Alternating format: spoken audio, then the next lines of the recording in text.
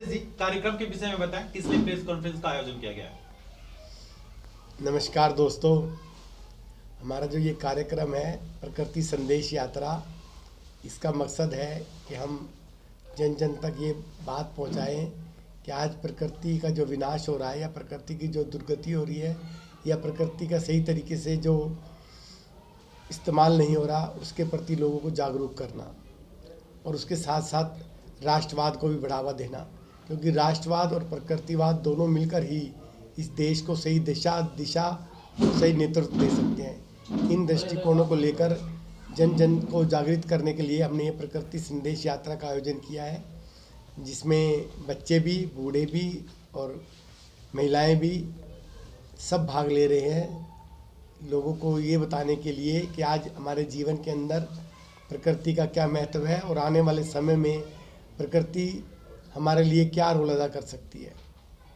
कब है ये संदेश यात्रा? ये हमारी प्रकृति संदेश यात्रा 26 जनवरी को गणतंत्र दिवस के दिन रात 10 बजे प्रतिभा सेंटर जो छावला बस स्टैंड पर के नज़दीक है और गौशाला रोड पर है, उस पर ये आरंभ होने जाएगी और ये नजफगढ़ का जो फिरनी रोड है उसका चक्कर लगाकर वहीं पर ही समाप्त होगी।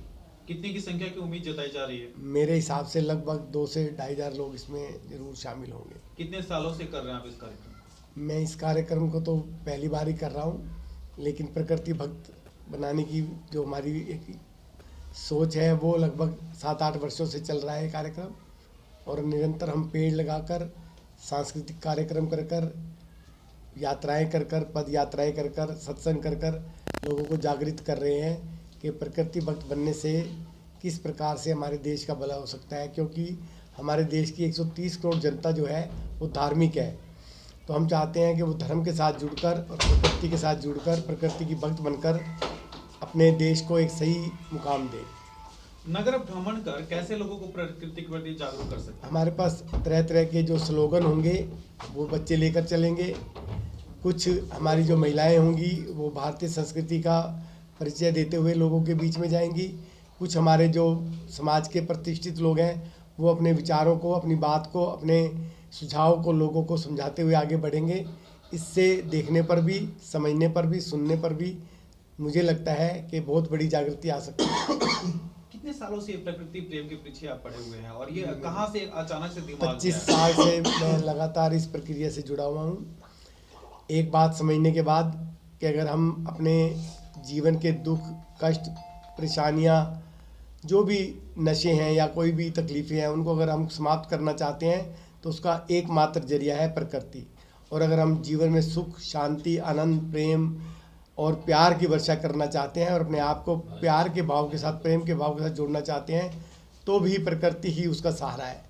तो इसलिए हमारा जीवन 100% प्रकृति का बना हुआ है, अंदर से भी बाहर से भी।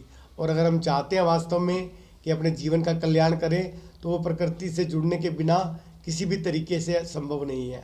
अगर हम परमात्मा को भी पा लेना चाहते हैं तो उसके लिए भी प्रकृति सहारा है, क्योंकि 5 तत्वों की प्रकृति है, 5 तत्वों का मनुष्य है और 5 ही तत्वों का परमात्मा है। तो अगर हम परमात्मा को खोजने निकलते हैं तो वो भी प्रकृति के अंदर एक खुशबू के रूप में, एक आशीर्वाद के रूप में, एक प्रेम के रूप में समाया हुआ है। तो हम उसको भी अगर अनुभव करना चाहते हैं तो प्रकृति ही रास्ता है। तो हमारे देश के जो संस्कारिक लोग हैं उनके लिए जीवन जीने का अगर कोई सबसे सुगम और सबसे सरल और सबसे विश्वसनीय तरीका है तो वो प्रकृति प्रेम है। इसलिए हम लोगों को प्रकृति प्रेम से जोड़ना चाहते हैं। राजेश जी, ये बताइए कि आप जो 7-8 सालों से पेड़ पौधों की लगाने की बात कर रहे हैं, अभी तक आप कितने पेड़ लगा चुके हैं? हम लगभग कई लाख पेड़ लगा चुके हैं, लेकिन अब जो हमारी प्रक्रिया है वो, उसका जो तरीका है वो हमने बदल लिया है। पहले हम अपने भाव से पेड़ लगाते थे, अब हम लोगों के भाव जागृत करके उनसे पेड़ लगवाते हैं और उनका सहयोग करते हैं। कैसे पेड़ जो लग जाते हैं उनकी संरक्षण कैसे करते हैं? बस वो संरक्षण, सब लगाते हुए तो फोटो खिंचवाते हैं, लेकिन उनके बाद उसको कैसे मरता है, जीता है, उसके बारे में कैसे जानकारी मिलेगी? नहीं, अब हमने इस तरीके से पेड़ लगाना ही बंद कर दिया। अब हम लोगों की भावनाओं को पहले तैयार करते हैं, फिर उनके साथ जाकर पेड़ लगाते हैं और उनको जिम्मेवारी देते हैं कि इसको पालना भी है। और फिर हम समय समय पर जाकर उनका अवलोकन भी करते हैं और उनको सुझाव भी देते हैं और उनकी प्रशंसा भी करते हैं, उनकी वीडियो भी डालते हैं। तो अब मुझे लगता है कि जो अब काम हो रहा है, जो हमारी नेटवर्किंग है, वो पहले से बहुत बेहतर हो गई है। और मुझे लगता है अगर ये जागृति लोगों के बीच में आ गई तो हमारे देश को विकसित देश बनने में ज़रा भी देर नहीं लगेगा, क्योंकि प्रकृति जो है एक जागृत माँ है।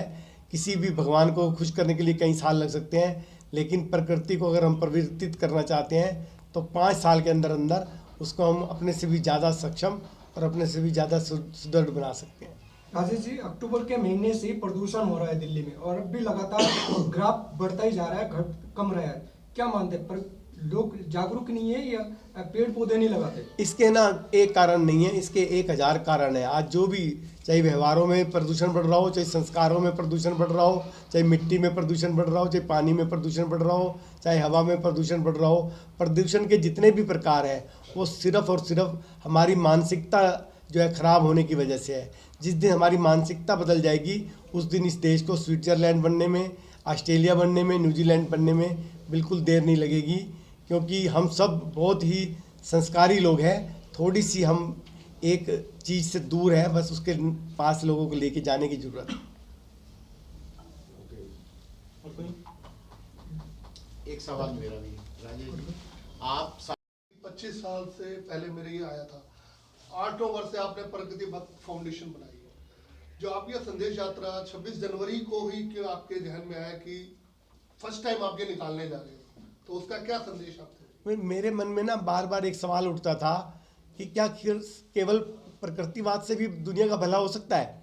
तो मेरे को लगता था ये पूर्ण है, अपने आप में पूर्णता है इस पर्सन के अंदर। ये प्रकृतिवाद से ही पूरी दुनिया का भला हो सकता है, क्योंकि हम और हमारे में कोई कमी नहीं आई। हम प्रकृति से दूर हो गए, विकास करने के चक्कर में हमने प्रकृति को खो दिया। तो मैं इस विषय को बहुत महत्वपूर्ण मानकर चल रहा था कि प्रकृतिवाद से दुनिया बदली जा सकती है। लेकिन लगभग अब 2-3 सालों से मेरे मन में एक बात आ रही थी कि और जो देश हैं उन्होंने जो तरक्की की ना, वहाँ पर प्रकृतिवाद के साथ साथ उनके अंदर एक देश के प्रति भी जो एक लगन, देश के प्रति भी जो एक प्यार, देश के प्रति भी जो एक जज्बा है ना, वो भी बड़ा मजबूत है। वो अपने परिवार को पीछे कर देते हैं, देश को आगे लाते हैं। वो समाज को पीछे कर देते हैं, देश को आगे लाते हैं। वो जात बिरादरी को पीछे कर देते हैं, देश को आगे लाते हैं। वो अपने काम धंधे को पीछे कर देते हैं, देश को आगे लाते हैं। अपने बिजनेस को भी वो पीछे कर देते हैं देश के मामले में। तो मैंने कहा जब ये चीज़ भी, एक हमारे देश के नागरिक वैसे तो देशभक्त हैं ही, अगर ये जज्बा भी और मजबूत हो जाए तो देश का और ज़्यादा भला हो सकता है। ये सोचकर मैंने प्रकृतिवाद को और राष्ट्रवाद को दोनों को दो मतलब एक हथियार, 2 तरीके से ताकत को बनाने की कोशिश करी कि जिससे ये दोनों ताकतें एक होकर इस धरती का बहुत अच्छा भला कर सकती है। आपका ये पहले बना तो पहले बना पहचान लिया। ना अब तो बैठ गए। चलो मैं भी यहाँ आ जाऊँ ना, ये पुराना है ना पंजाब नेशनल बैंक, यहाँ हाँ वहाँ आ जाओ, वहाँ पे वहीं पंजाब नेशनल बैंक पे आ जाओ। छोड़ दो यार, हाँ, इधर भी काम चल रहा है। पुराना पंजाब नेशनल बैंक पे आ जाओ। अरे मुझे एक आइडिया वाली बाकी है भाई।